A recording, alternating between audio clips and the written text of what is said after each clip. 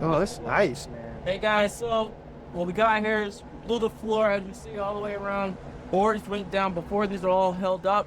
So what we're gonna do is when we put these down, can't put it down exactly on top because all this most is on the edge, so it'll be bubbled. What we do is take something straight, just screed it. All that extra stuff get pushed off the top of the base somewhere. Just screed it all nice, make it look nice. Don't gotta be perfect, just so that the boards can sit in it. See how nothing really came out of that one? It's already pretty flat. You could also do this. It's a way to keep it flat again. And then we'll slide this board in here. The most important parts is these edges. Where the boards meet, you're gonna push them down in there. Just pull it away from the edges, tuck it in. This, you don't really gotta pat down anymore, because the board is gonna push that down. Clean your head.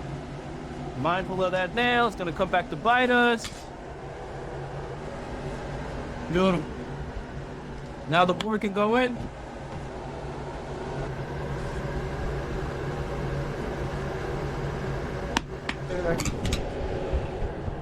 And that's how you fit her in. Oh, I know you guys fell. You probably did the edge there.